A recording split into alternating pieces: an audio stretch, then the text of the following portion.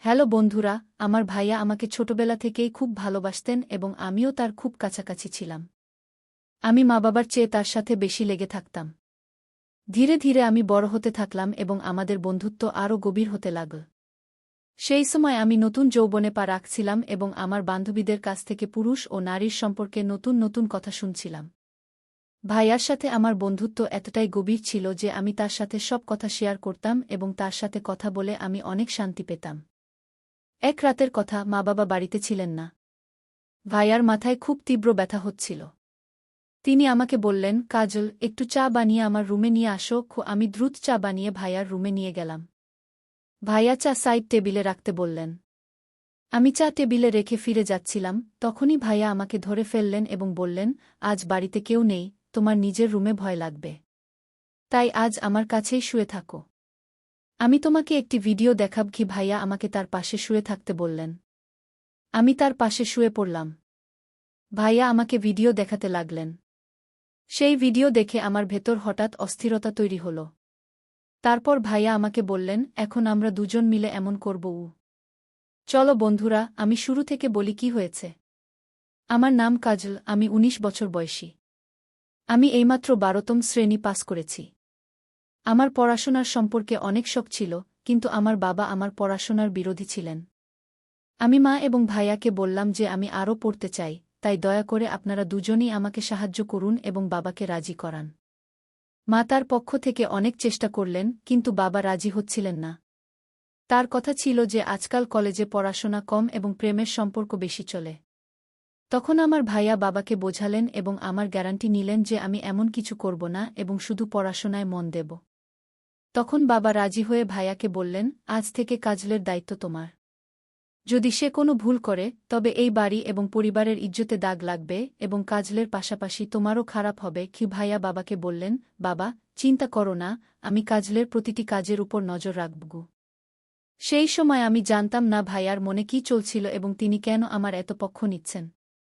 কিন্তু মজার ব্যাপার ছিল যে আমি কখনো ভাবিনি যে আমি এবং ভাইয়ার বন্ধুত্ব এতদূর যাবে। কিছুদিনের মধ্যেই ভাইয়া আমার সাথে গিয়ে আমার কলেজে ভর্তি করিয়ে দিলেন। শুরুতে আমি খুব মন দিয়ে পড়াশোনা করতে লাগলাম এবং কলেজে কারো সাথে বেশি মিশতাম না। কলেজে যা হতো সব আমি রাতে ভাইয়াকে বলতাম। ভাইয়াও আমার সাথে খুব ফ্রেন্ডলি হয়ে গিয়েছিলেন এবং আমার মনে হচ্ছিল যে তিনি আমাকে কিছুটা অদ্ভুত দৃষ্টিতে দেখেন। ভাইয়া গ্রামে থাকতেন এবং চাকরির সূত্রে আমাদের বাড়িতেই থাকতেন। তারপর কলেজে আমার একটি মেয়ের সাথে বন্ধুত্ব হয়ে গেল। তার সাথে বন্ধুত্ব করার পর আমার জীবন বদলে যেতে লাগল। সে আমাকে বলল যে তার বিয়ে ঠিক হয়ে গেছে এবং একদিন সে আমাকে তার বাগদত্তার সাথে পরিচয় করিয়ে দিল। আমার বান্ধবী আমাকে বলল যে তাদের বিয়ে ঠিক হয়ে গেছে এবং এখন তারা দুজনেই একে অপরের সাথে সব সীমা অতিক্রম করে ফেলেছে। তারপর আমি আমার বান্ধবীর কাছ থেকে সেই সব জানার চেষ্টা করতে লাগলাম যা সম্ভবত আমার বয়সে জানা উচিত ছিল না। আমার বয়স এমন ছিল যে আমি এই কথা জানার পর সহজেই ভুল পথে চলে যেতাম এবং তারপর ঠিক তাই হতে লাগল। আমিও সেই সব বিষয়ের প্রতি আগ্রহী হয়ে উঠলাম। আমার কোনো ছেলের সাথে বন্ধুত্ব ছিল না, তাই যখনই আমি এমন কথা ভাবতাম, আমার মাথায় ভাইয়ার ছবি ভেসে উঠত। কিন্তু ভাইয়ার আচরণ এবং তার কথা আমার চিন্তাকে আরও উস্কে দিত। যদিও আমি তখনও ভাইয়ার মনের কথা বুঝতে পারিনি। কখনো কখনো আমার মনে হতো যে সম্ভবত সেও আমার সম্পর্কে এমনই ভাবত। কিন্তু কখনো কখনো তার আচরণ আমার প্রতি খুব কঠিন হয়ে যেত। তিনি আমাকে মনে করিয়ে দিতেন যে আমার বাবা কতটা কঠোর এবং যদি আমি কোনো ভুল করি, তবে আমার পাশাপাশি তারও খারাপ হবে। তার এই কথা শুনে আমি নিজেকে নিয়ন্ত্রণ করার চেষ্টা করতাম। কিন্তু বলে না যে যৌবন অন্ধ হয়। যৌবন এমনই, যেমন শীতে আগুন জ্বললে হাত গরম করেই নেওয়া হয়। আমি যে কলেজে যেতাম, আবার সেখানেই সেইসব কথা শুনতে পেতাম। তারপর আমি কলেজ থেকে বাড়ি এসে আমার বন্ধুদের বলা কথাগুলো নিয়ে ভাবতে থাকতাম। সেদিন আমার ভাইয়া চাকরি থেকে বাড়ি ফিরে এসে বসে বললেন, কি ভাবছ কাজল? আমি গভীরভাবে ভাইয়ার দিকে তাকিয়ে বললাম, ভাইয়া, তুমি জানো আমার বান্ধবী আজ আমাকে কি বলেছে? প্রতিবারের মতো আজও আমি ভাইয়ার সাথে আমার মনের কথা শেয়ার করতে লাগলাম। আমার অভ্যাস ছিল যে আমি আমার সব কথা ভাইয়াকে বলতাম, তা যে কোনো বিষয় হোক না কেন। ভাইয়া আমাকে উপর থেকে নিচ পর্যন্ত দেখে বললেন, হ্যাঁ বলো, কি বলতে চাও? তোমার বন্ধু তোমাকে কি বলেছে? আমি বললাম, আমার বন্ধু আমাকে বলছিল যে ইন্টারনেটে অনেক ধরনের ভিডিও আছে যেখানে সব ধরনের মশলা পাওয়া যায়। তাই আমি বলছিলাম যে আপনার কাছেও তো মোবাইল আছে এবং নেটের প্যাকেজও লাগানো আছে। আপনি নিশ্চয়ই সেই ভিডিওগুলো দেখেছেন। তাহলে আমরা দুজন মিলে ভিডিও দেখে এনজয় করি না কেন? আমি এই কথা বলার সময় আমার মুখ ভাইয়ার কাছাকাছি এনে ফিসফিস করে বললাম। তিনি ফ্যালফ্যাল করে আমার দিকে তাকিয়ে রইলেন। আমার মনে হলো তিনি আমাকে ভালো করে ডাকবেন। কিন্তু হঠাৎ তিনি আমাকে খুব গভীরভাবে দেখলেন এবং মনে মনে কিছু সিদ্ধান্ত নিলেন, তারপর হাসলেন এবং ফিসফিস করে বললেন, দেখো কাজল, এমন কথা তোমার বাবার সামনে বলো না। না হলে তোমার বাবা তোমার তো বেহাল করবেই, কিন্তু আমাকে বাড়ি থেকে বের করে দেবে, কারণ আমি তোমার দায়িত্ব নিয়েছি। তাহলে আমার থাকার সমস্যা হয়ে যাবে। আর ভিডিও দেখার কথা হলে তুমি রাতের বেলা আমার রুমে চলে আসবে। আমি তোমাকে সব ধরনের ভিডিও দেখিয়ে দেব। ভাইয়ার চোখে এক চমকদার শারীরিক অসুস্থতা ছিল যা আমি তখন বুঝতে পারিনি। এরপর ভাইয়া তার রুমে চলে গেলেন এবং আমি পড়াশোনা করতে বসলাম। কিন্তু আমার মন পড়ায় লাগছিল না, শুধু রাতের কথা ভাবছিলাম। তবে পড়াশোনা করাও জরুরি ছিল, কারণ পড়াশোনার ব্যাপারে ভাইয়া খুবই কঠোর ছিলেন। তিনি আমাকে বলতেন, সবার আগে তোমার পড়াশোনা, বাকি মজা পড়ে। তার কথা ছিল যে যদি আমি পড়াশোনায় ভালো থাকি, তাহলে আমার বাবাও বুঝবেন এবং আমার স্বাধীনতার দরজা খুলে যাবে। তার এই কথা আমারও খুব ভালো লাগত। তাই আমি মন থেকে সব কথা সরিয়ে মন দিয়ে কলেজের কাজ করতে বসলাম এবং দ্রুত সব কাজ শেষ করলাম। রাত যত ঘনিয়ে আসছিল আমার মনেও তোলপাড় হচ্ছিল। যখন আমি সব কাজ থেকে মুক্ত হলাম, তখন রাতে আরাম করে ভাইয়ার রুমে চলে গেলাম। আমি যখন রুমে ঢুকলাম, ভাইয়া মেয়েদের ম্যাগাজিন দেখছিলেন। আমাকে দেখে তিনি হাসলেন এবং ম্যাগাজিনটা লুকিয়ে ফেললেন। শীতের মৌসুম চলছিল এবং দিন দিন ঠান্ডা বাড়ছিল।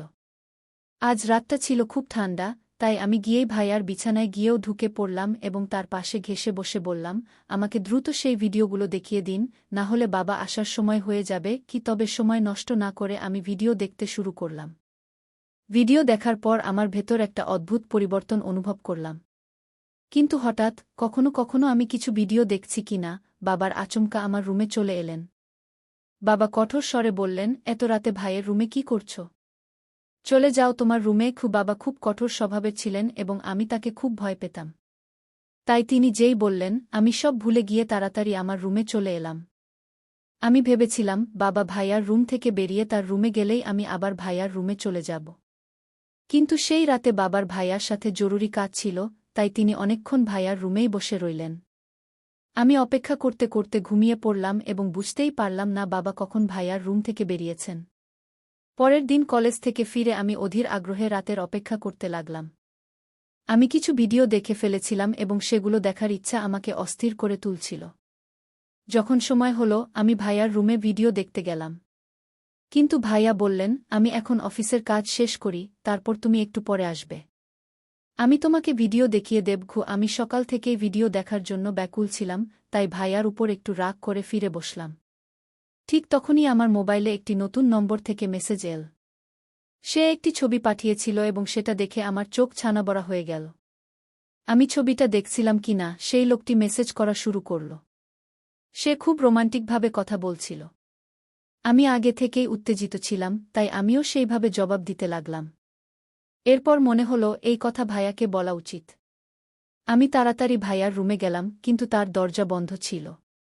তাই আমি ফিরে আমার রুমে এলাম এবং সেই অচেনা ছেলের সাথে কথা বলতে লাগলাম। আমি তাকে বললাম যে আমি তাকে দেখতে চাই এবং ভিডিও কল করতে বললাম, কিন্তু সে ছেলে রাজি হল না। এদিকে আমি লক্ষ্য করলাম যে ভাইয়া তার ঘর থেকে বেরিয়ে সিঁড়ি দিয়ে উপরের ছাদের দিকে যাচ্ছেন। তার হাতে মোবাইল ছিল। আমি অবাক হলাম যে তিনি রাতের এই সময় ছাদে কেন যাচ্ছেন। রাত 12টা বাজে আর আমার ঘুমও আসছে না। আমার মনে সন্দেহ জাগল যে না জানি ভাইয়াই আমাকে নতুন নম্বর থেকে মেসেজ করছেন। যাই হোক, আমি এই ভাবনা ভাবতে ভাবতে ঘুমিয়ে পড়লাম এবং একটি স্বপ্ন দেখলাম।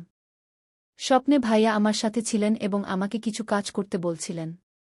এমন সময় হঠাৎ আমার চোখ খুলে গেল। সকাল হয়ে গেছে আর আমি দেখলাম ভাইয়ার মেজাজ খুব ভালো। তিনি আমার সাথে হেসে কথা বলছিলেন। এর আগে আমি কলেজে পায়ে হেঁটে যেতাম, কিন্তু সেই দিন দাদা বললেন, আজ আমি তোমাকে আমার বাইকে করে কলেজে ছেড়ে দেব। আমি তার সাথে রওনা দিলাম। কলেজ শেষ হতেই গেট থেকে বেরিয়ে দেখলাম দাদা আগে থেকেই আমার জন্য অপেক্ষা করছেন। সেই দিন আমি খুব মনখারাপ ছিলাম, কারণ আমার সখী আমার উপর রাগ করেছিল। আমাদের মধ্যে কিছু নিয়ে ঝগড়া হয়েছিল।